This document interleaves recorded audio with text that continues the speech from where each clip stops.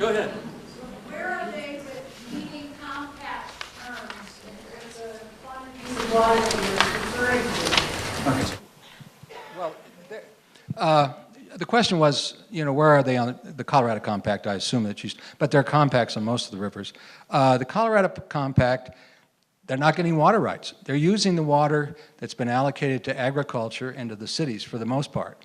Now that may start to change here because, you know, if we have another dry year like we did, where the Platte's running at 60% or less, and the Arkansas is down, and the expectation is the Southern Rockies are going to stay that way, things are, you know, things are going to get pretty grim. And I think the farmers will, they can't bid against these guys. There's no way. But they're not getting any new water. There hasn't, you know, nobody's talking about new diversions from the Colorado River for fracking. That would create an outrage. And, you know, be the change, us personally, we're opposed to any more trans-basin diversion. You know, we have 7 million acre-feet of water on this side of the mountain, and we need to make do with it. That's a lot. That's enough water for a lot of people. At least 70 million.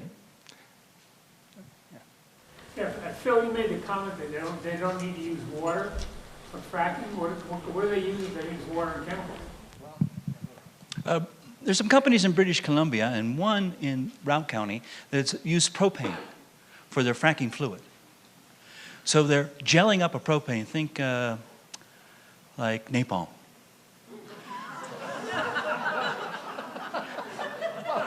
It's done by robot for that reason, because it's extremely high fire danger. But it has been successful in British Columbia. And I don't know what happened in test results in Route County. So is that better than, I mean... It doesn't use water. No, but that doesn't... Well, kind of one of our logics is, they couldn't come close to the cities with that method. Yeah, see, it has that advantage. I mean, if you use propane, you can't get close to it.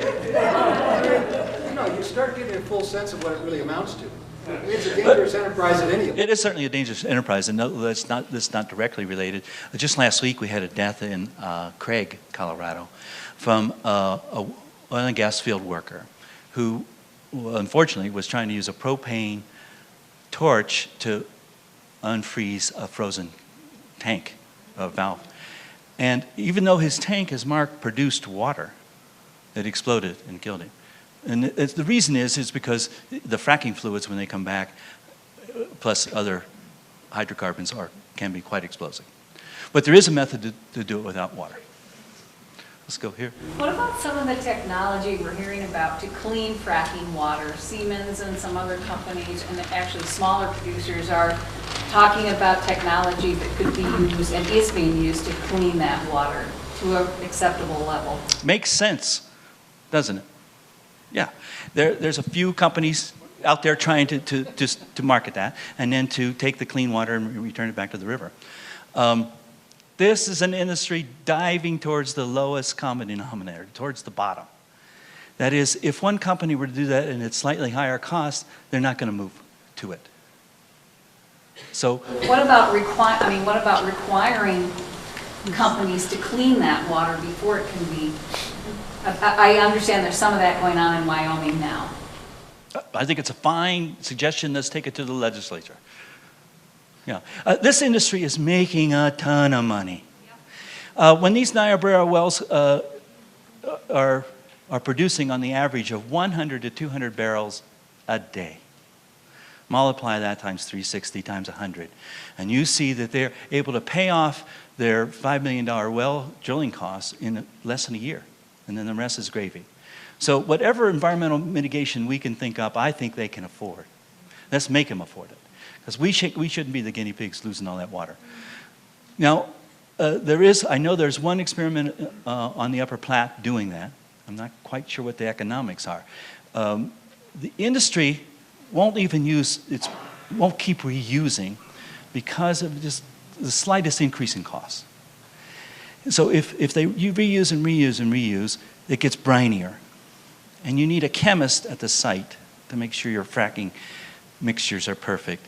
If they use fresh water, then they know that recipe they had before is going to be good with fresh water. So they're following the cheapest way. I have a little different take than Wes. I don't think they should be using water. It's more valuable than oil and gas. And if there are other mediums that could be used, that's what they should be using. And because there's so much land available and so little of it is in production, and so that there's so much oversupply in gas, I think we should slow them down. They want to sell this gas overseas. And, I mean, that's imbecilic. I mean, it's all there is. I mean, once these hydrocarbons are gone, they're gone forever. So, I think there ought to be more controls over how much they can produce and what they can produce it with. And if they have to produce it with propane, then so be it. Wes gave me some graphs today that I was doing some back-of-the-envelope calculations of how much money they were making on these wells. And one of the big wells up in Wells County is the Jake 2 well. And they had 22 months of production data. And it started out near 1,800 barrels a day. That's a tremendous amount of oil. And then the decline is real steep, and then it kind of levels out, maybe between 100 and 200 barrels a day. But, I did a calculation based on $100 a barrel, which is, it's not that right now, but it has been for some time. And I calculated that in 22 months, their gross would be $37 million. And, it's $5 million to do a well, but, can you think of anybody else get that kind of return? So if they can't use water, so be it. There are other materials. It's not our job to find them. Let's go here. It's going to be a little bit harder. Let's go here and then there. She was, okay, we'll get you next. He was, well, I don't know. I was with you. I just wanted to know, how much is the state making off of these wells? Is there a percentage, and why is Hickenlooper pushing this down our throats? He has a degree like Wes in geology. Exactly. Because we made a lot of beer.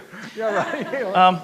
There are a couple answers to that. Yeah, there are a couple answers. Let me try to shorten it. Colorado has a severance tax of 4.7. Your neighbors all have twice that much. Utah has 11%. Wyoming has 9%. So we have a severance tax. So that is, it's a percentage of how much product is sold. But they can offset that severance tax against their local property taxes. So with all these 50,000 wells, the state of Colorado is getting $200 million a year. Not a lot. Not a lot. Why is Hickenlooper doing it? Phil and I got to, we demanded that Hickenlooper open up his meeting that he had with Boulder County commissioners. Because Boulder County, those radicals up there, they want to do something strong. They want some more stringent rules. And Hickenlooper starts out by saying he ran a brewing company and he never had to go to court on a lawsuit. He could always settle. So he wants to settle with Boulder County and Longmont. But when he says he wants to settle, he's saying you cannot deny or make stringent conditions because the companies own their private property rights, their mineral rights. And that is a property right that has to be honored. That's all I can guess from it. Then I know you had your hand up next. It's going to be hard after that. Let's try. Okay, more. This income. In addition to the severance tax, which is 4.7, and the effective rate is less than 2% because of what they take out of one hand and put in the other. So the effective rate on the oil industry is about 1.9. But there are other incomes. There are royalties. And the state land board, which is what helps finance our schools, gets about 16% in royalties. Landowners get between 16 and 20%, and the federal government, of course, using a figure that was concocted back in 1922, it gets 12%. So can you believe, these guys are getting $37 million in 22 months on one well, and, we're getting a pittance. But it's really a natural resource. And, as Wes will tell you, most other countries, they take it all because they consider it a natural resource in the public interest. That's all I had to say. But, they get the lion's share, and no question. They take the risk, but as Wes said, there's no risk. Good.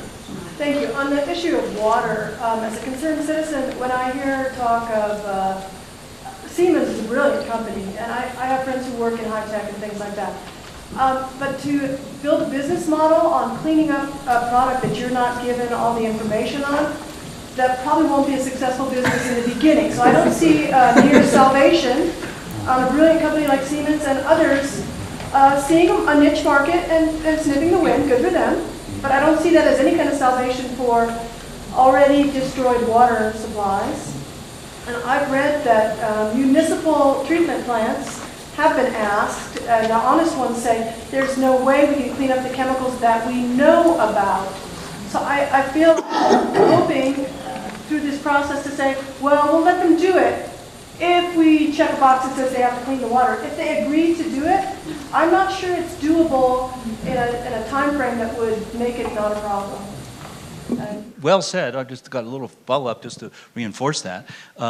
Each day, the chemistry changes. You know, depending on how recently they have fracked or put down a biocide, you know, so it's a constantly changing chemical stream. And they're getting pretty much a free disposal right now by injecting it into a Class 2 well. So this water treatment has to compete with something that's very low cost and not even monitored. Let me just add, we have to get out of the mindset that we have to protect the oil and gas industry. We have to protect our communities and our natural resources. And if they can't do this without harming us, then they shouldn't do it. That has to be our... any other outcome is ridiculous. It's simply ridiculous. I mean, if they can't use it, for sure, we shouldn't be letting them re-inject it into the ground, for sure. And I don't think they should be using water at all. This poor guy. Which way? That guy. Yeah. I think we're all engaged. Yeah, I hope so. And we wouldn't be here if we weren't. We're all worried about it. We have a water shortage coming up in Colorado Springs. We're talking about strict water restrictions next summer. We watched our western landscape burn last summer, in one of the hottest summers on record. We live by our tourist industry here, and the notion of having air pollution is not part of our local value system at all. And so you think about what we can do. It's just starting. No, I agree. What would you suggest that we do? I think there's an energy in this room, and I think the energy is much larger if the community knew what we heard about tonight. To try to do something to at least make it safe or guarantee our security in the future. What would you suggest? Let me not suggest, but give you a list. You've got to own this, whatever it is. You know, it's got to be your community doing it. But let me just tick off some things. If you were after a cleaner industry, you should get your city council and county commissioners to demand zero air pollution. But you should be mindful what the folks in Longmont did. The city, you know, they had an initiative. They said 60% of us don't want any drilling. So on that point, I think you could get your city council to endorse what Longmont's doing. Just endorse it. There's no risk to the city. Second thing the city could do was join in to amicus, a friend of the court, ruling on that, to say that the city council is behind Longmont's right to decide its own future. Then lastly, you could take on your own ban within the city. There's two versions of that. There's the version that Longmont did where they, you know, base it on an ordinance and they get a citywide vote. Or there's another more stringent, even more difficult path called defending the Colorado Constitution for community rights and saying you trump the state. All those are possible pathways. If you didn't like anyone, let's go retreat back to making it cleaner. Let's go back there. You could certainly demand it be monitored in a way that gives you citizens and you county officials some authority. And one thing that strikes me as a civil servant is this industry is unique. If you run a restaurant, you get regulated by the county and the state. If you run a nuclear plant, you get regulated by the state and the federal government. If you run an oil well, you only get regulated by the state of Colorado. And they won't allow much authority to transfer down to the county and city. They do not allow inspectors to be employed by the county and city. And so far, you may get challenged even on the supposition you're imposing air and water monitoring, because it's going to increase the cost of the company. You've got to figure out your own path among all those ways. Now, of course, Phil would mention, demand that they drill without water, which should be in your purview too. Right. Let me just say, I want to reemphasize what Wes said, and I put this over the internet over and over and over again, and I sincerely believe it. But what happens in Longmont is important to all of us, extremely important. So you need to support them. I was the most surprised person in the world when that thing carried. But I think one thing that you could demand of your city council here locally is to find out what the feelings are of the local population concerning a ban or very strict regulations. And both Wes and I are grassroots people. You know, you should be able to determine what your city looks like. And if you want to have drilling, be my guest. I won't be down soon. But you know, that's the way, you know, that's the way the cookie crumbles, they used to say. So, but if you had good information, I think you have a stronger case to make. And I think it makes a stronger case with Morris, is that your, yeah, John, with those people and say, well, we don't want this. I mean, how are you going to, in a society that's supposedly democratic, how do you continue to do things that are undemocratic? I mean, that, you know, that vase has to break one of these days. It's going to contain so much crap that it's just going to explode of its own volition. They have to start paying attention to us. They have to. Made me think of a follow-up. You know, do you want to become an ozone non-attainment area? Like Denver and Fort Collins? Right now, you're on the cusp. You do not get all the Denver emissions because they don't come over the Monument Divide. And Denver, Fort Collins area get a great deal of their volatile organic compounds coming from oil and gas drilling because you saw many wells up there. Well, because you're not in the non-attainment area, a well in rural El Paso County could be drilled with these open pits. That remains to be seen. You should definitely block that. Elbert County is moving to block that, or just this week. Elbert County is insisting that any drilling in its rural community not contain these open mud pits, these waste pits.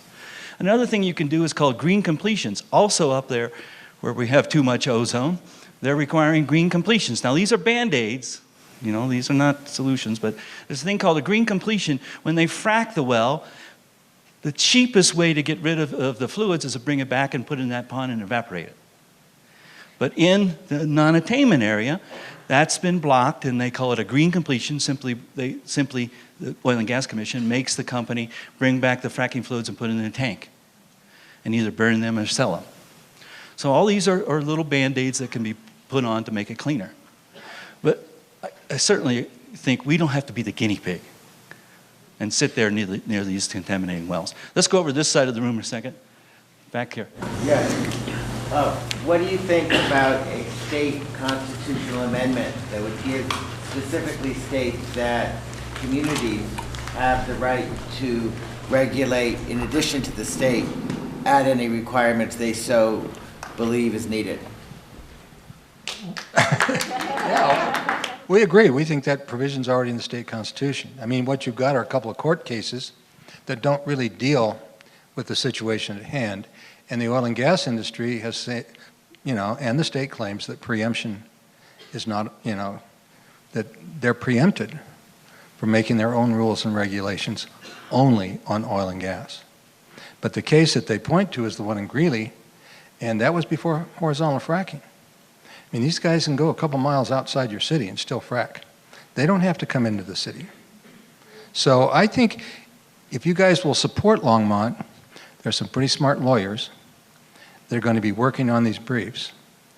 And, you know, it still has to be decided in a court of law. So, I mean, it's pretty dicey. But I think I think that the state constitution already allows this.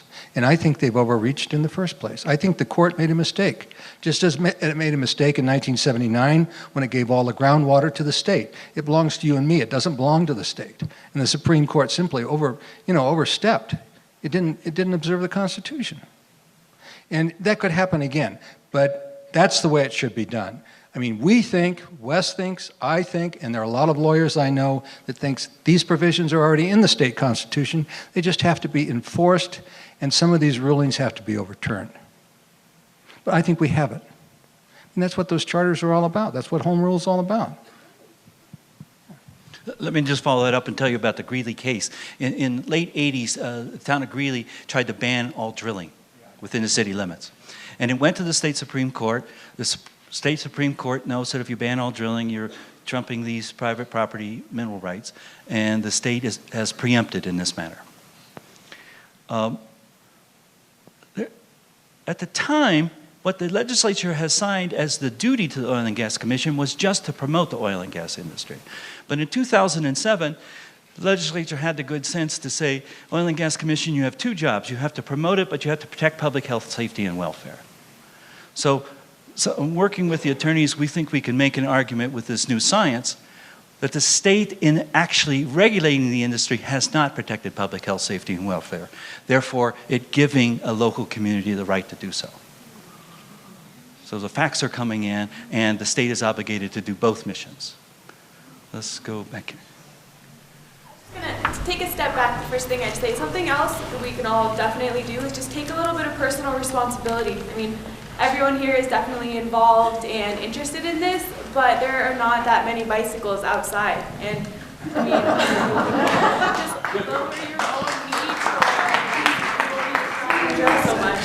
And then the second question I had was just with the wastewater, you mentioned of pumping back into the ground.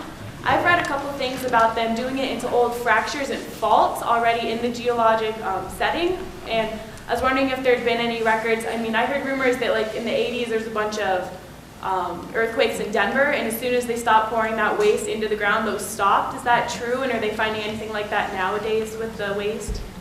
Yeah, certainly on your first point, we're all responsible. Whenever I show up on to sometimes we get challenges. How did you get here? And Wes drove his bike, but I rode. I did drive my hybrid car. No doubt, we are the biggest consumers. We're the biggest part of the problem. You got to recognize we're part of that. So make good consumer choices.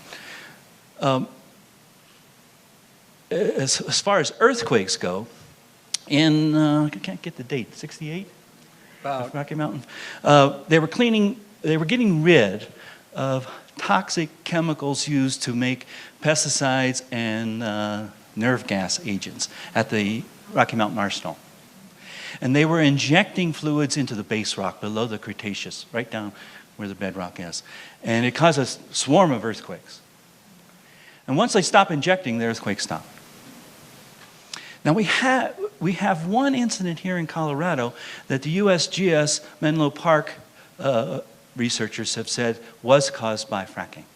It was an earthquake in 2010 near Walsenburg, near Trinidad. So there's some suspicion that these disposal wells here in Colorado have caused earthquakes.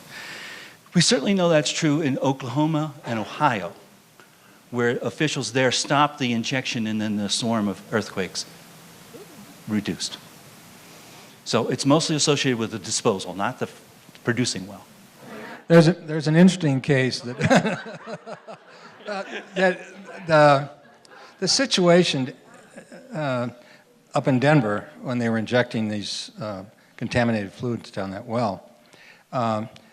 We happened to sit in on a Corps of Engineers explanation of what happened, and I asked them the question. I said, "Well, how much pressure was used in this injection process?" And he said 1,200 psi. And it happens that in fracking, they use up to 15,000 psi. But what's most interesting about the case out there is if groundwater does get contaminated, it's very, very, very expensive. At the arsenal, the Corps spends $10 million a year keeping contaminated groundwater from reaching the Platte River. They don't clean it up, they aerate it. so that they can put it back and it can reach the river without meeting the water quality standards. So when groundwater contamination occurs, it is extremely expensive to correct. And that $10 million a year is into infinity as far as the Corps of Engineers is concerned. They'll be doing that. Your tax dollars will be cleaning up that mess out there for as long as I'm going to live, and probably as long as all of us are going to live. Okay, where should we go? I know you've had one already. You can have another one, though. I wanted to ask about home rule. What is home rule? I thought we had that, and if we have it, or some cities have it, why couldn't you use that to regulate the oil and gas industry? Well, I'm not an expert on state constitution, but one of the things that is signal, I think, about our Constitution, it was largely written during the Progressive era. And the people that wrote it were mostly populist, and they didn't like centralized government at all. So they tried as much as possible to bring government as close to the people as they possibly could. That's why they gave the water to the people, and that's why they said home rule is a signal part of our state constitution. Home rule just says that you have the right to set the standards for how you live in your community. Your police powers, what you allow inside your city, size of roads, they can't be, there is a standard, but you can go above those. In almost every instance. Only in oil and gas are we deprived of the basic rights we have on almost every other situation and consideration. Interesting, isn't it? Let's go way back. A quick political clarification. Bill Ritter reformed the COCGC, and I imagine industry couldn't wait for Bill Ritter to get out of office and Hickenlooper to get in to reform it once again. Is that kind of a true big picture of how? No? Well, Ritter did, we may differ a little. After the legislature said they had to protect public health and safety, there was a focus on changing the rules, a lot for wildlife issues, very little for groundwater. But they did strengthen those rules, and then we don't see much difference between the two governors. The new oil and gas commissioner, if anything, seems less experienced than the previous one. But there's both parties are into this supporting the, especially domestic oil and gas industry. After all, I have to say this, so many people would consider if Longmont does a ban, it's unpatriotic. You're stopping the drill baby here in the United States. So it's certainly controversial, but I don't see much difference between the two. Lotus? Yeah, earlier you said in Canada, you found in one study that 12% of the well casings failed. That was in new wells. Graphia says that's the professor at Cornell. He says that after 20 years, 60% fail, and that's based on data from Pennsylvania. What does it mean in relation to the groundwater when you have failed casings? Does that automatically suggest that we're opening this up to contaminated groundwater? Or what does that mean when you have a failed casing? We have so little information to answer that question. This industry is unlike any other. When we have a mistake in this industry, what happens? The state investigates. The state will check into whether there's been a spill, whether it's caused an adverse effect. But the state does not carry forward and determine the pathway or what failed. And then they turn that information over to the homeowner who's been contaminated, and the homeowner has this Faustian choice ahead of them. If they're going to get any money for that contamination of their property, they often have to sign a non-disclosure agreement. So these facts are hidden from us. I would say this. For the most part, two things have to fail. Both the casing and the cement have to fail into a local aquifer. That says they have to fail with this gas pressure below the drinking water source. You can't have a cement failure and it just comes right up to the surface and vents, just becomes a greenhouse gas. You can also have it coming up to the groundwater and causing contamination because it's not coming up that same well, but an unplugged older well. We know this happened many times. A nearby improperly abandoned well. So we don't investigate. You know, I did an article for the New York Times that never got published, but it went something like this. We have a National Transportation Safety Board, and every time we have an airline accident, you can be pretty sure you get an independent investigation. It's not connected to the pilots' union or the manufacturing. And we use every one of those accidents to prove our flight safety. That's how we get safer air traffic control and safer planes. We don't do anything like that in the oil industry. It's literally buried and out of sight. Their mistakes are gone and paid for, and they go away. We're in Custer County, which is the rural county, you know, and one of the things we're looking at are 1041 powers. So, and I know other counties have been looking at that. So how effective do you think 1041 powers would be? I don't think they would be very effective, but I'm just curious. It's worth exploring. Yeah, it's better you explain it than that. 1041 powers are something that the people of a county can do in an act that in essence protects the county or can protect the county from such of the things that we're talking about, like water and oil and gas and so on. And some of the counties, especially in the western slope, have done that. We have looked at it at Custer County, but everybody thinks, you know, at least the county commissioners think that the regulations we have in our county ordinances, we don't need 1041 powers. But 1041 powers are something that are worth looking at. You know, and you can go and look them up, and some counties have been very successful. You know, and protecting the water. Yeah. That they can do. Yeah, and water, and they're trying to apply those. It's almost like an environmental to help save it. It's an excuse, not excuse, a reason to help save the environment, and that's really what you can do as a county. And there's some that have done that, mostly, as you say, on water. But they're trying to look at it in terms of oil and gas as well. Yeah, thank you. I think that cities really should be looking to their water supply. I think most of you do have some groundwater, but most of your water is a surface supply. You should be protecting those as sole source and making it very difficult for the oil and gas industry to get into those areas. I will tell you that one of the reasons I got into this was a friend of mine in Park County called me and told me that about 80,000 acres of land in Park County had been leased to the oil and gas industry, which happens to be the source water for Denver's water supply. Well, I mean, that was just unbelievable to me. And plus, that area is heavily mineralized, a lot of big, huge uranium deposits. So and I called Wes, that's how we got into this, was that. And we still haven't stopped that. But for the moment, they've backed off. We raised so much hell about it that they backed off. But the leases are still there. It's still been unitized. But nobody knows how much oil and gas there's there because they don't have to tell us until they start production.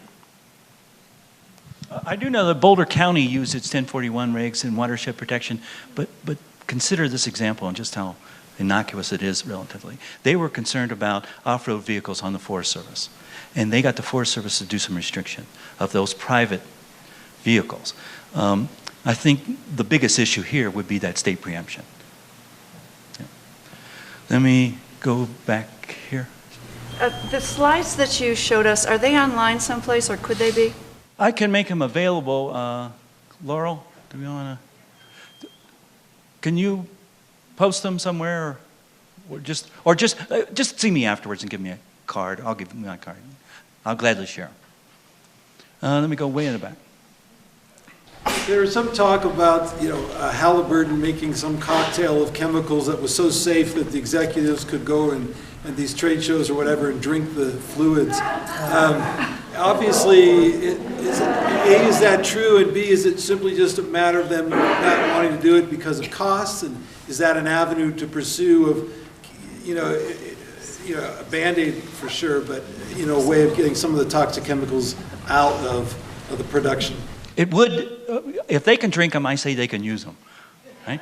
So, it's certainly an area to pursue, and you'll see it on my slides, to demand benign fluids. Now, it is definitely a Band-Aid, because a lot of the hazardous air pollutants that are coming back are actually in the oil and gas. The benzene, toluene, ethylene, xylenes are in the ground. So even if you use benign fluids, you're still bringing back toxic chemicals. But you have far less chance of having a spill on the surface because you have benign chemicals. Let's go this way now. I heard a bit on NPR that in Pennsylvania, where oil and gas development originated, there of course fracking in that state. And because of the high pressures, when they put this pressure underground, it's escaping their control and it's coming up to the surface via old and abandoned wells. Well, unless I'm sadly mistaken, the hills around Rock Rimmon, west of Colorado Springs, are rife with old abandoned wells. So the moment they start fracking here, we're going to have all this produced water and God knows what else coming out of those wells, those abandoned wells. Could be. It's an excellent geologic question. It brings a couple of thoughts. Duke University confirmed what you just said about the Pennsylvania wells. And they found some 68% of domestic wells within a kilometer of natural gas wells had thermogenic gas in it, that they were getting contaminated by the industry. 68%. I mean, it was a very high number. And often these pathways are likely to be the unplugged old well, especially if you've done the current well properly.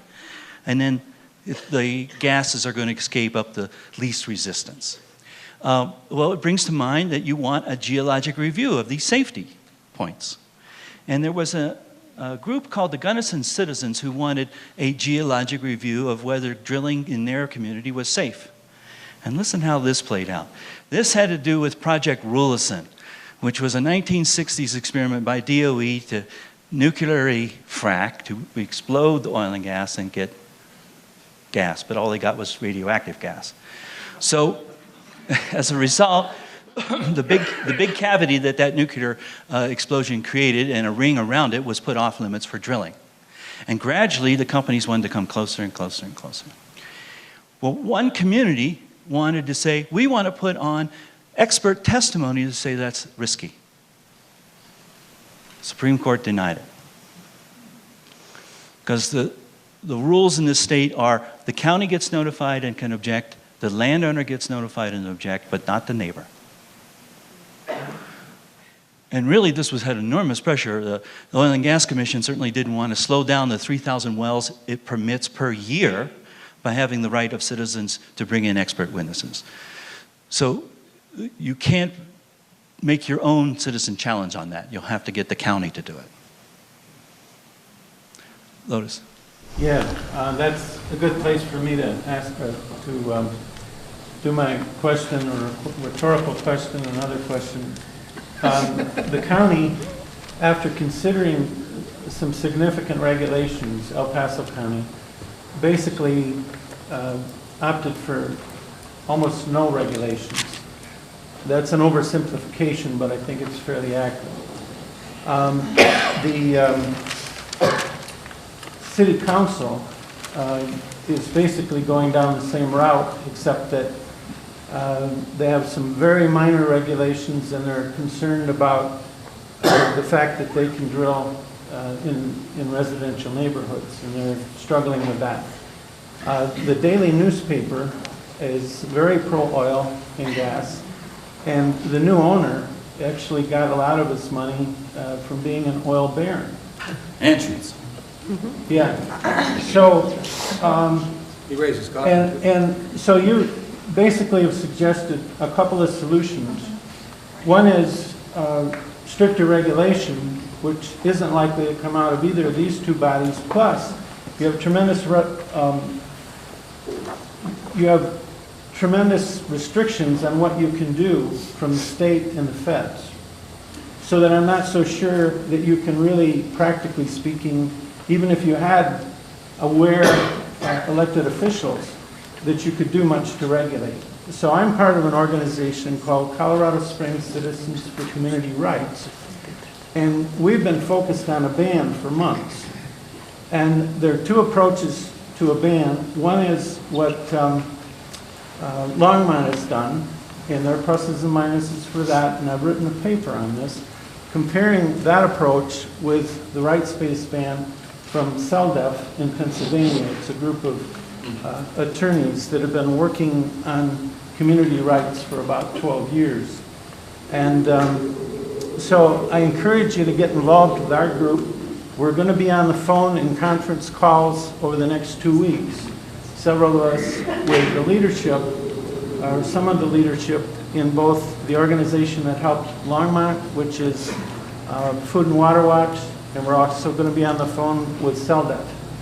And so we're trying to sort this out and figure out what direction to go, and we're leaning toward the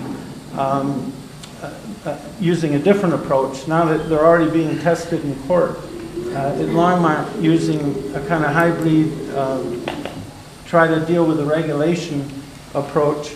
Most of us would like to see the rights-based approach tried here in Colorado Springs. If we can get it on the ballot, we don't need the vote of the council. We only need to communicate the kind of information that we've heard tonight to the people of Colorado Springs.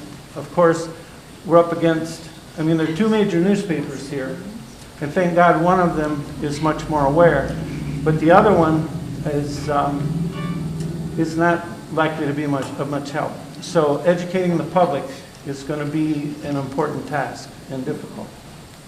Thanks. Best wishes to you. You know, Longmont Group went through the same struggle as to which ordinance they should put forward, and they were making their own judgment about which one might pass in their community.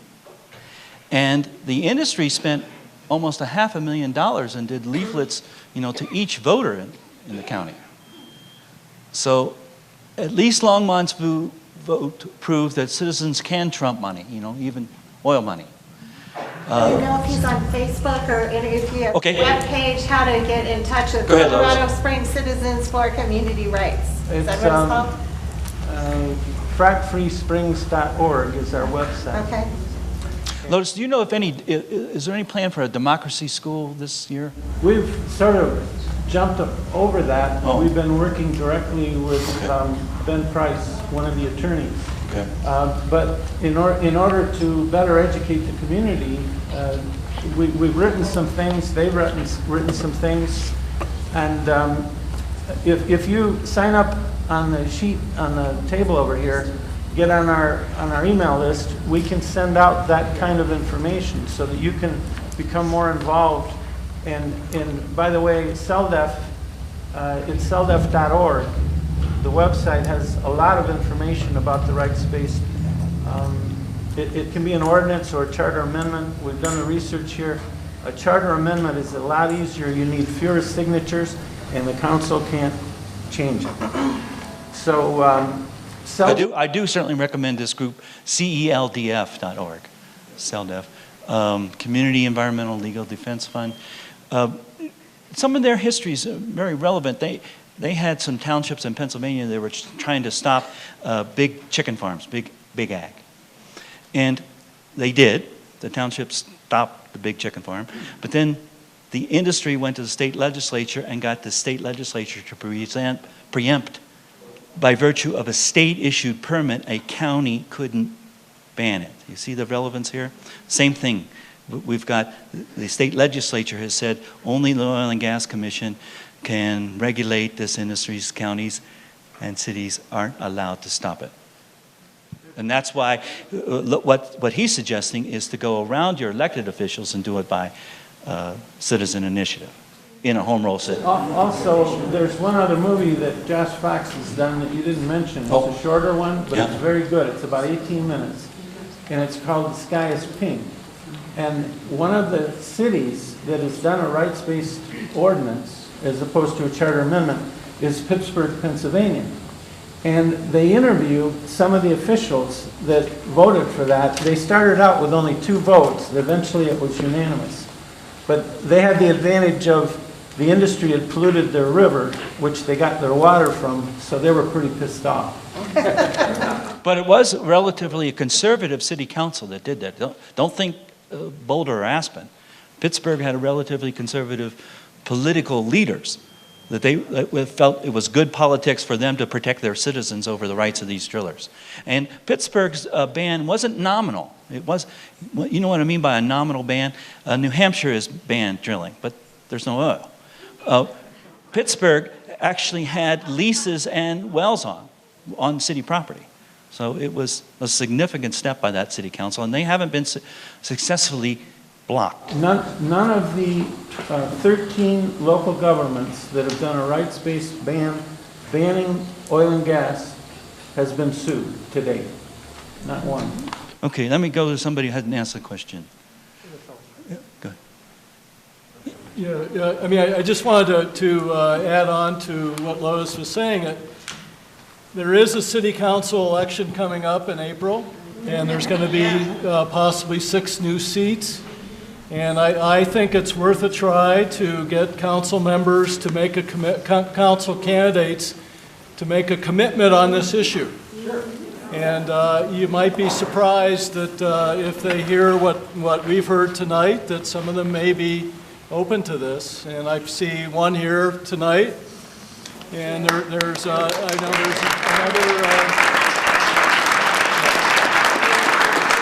another here earlier. There's a city council member, Jan Martin, here, who voted against weak regulations. And I just think that, you know, it's something we need to add to the mix, but what Lotus is talking about is probably the best solution.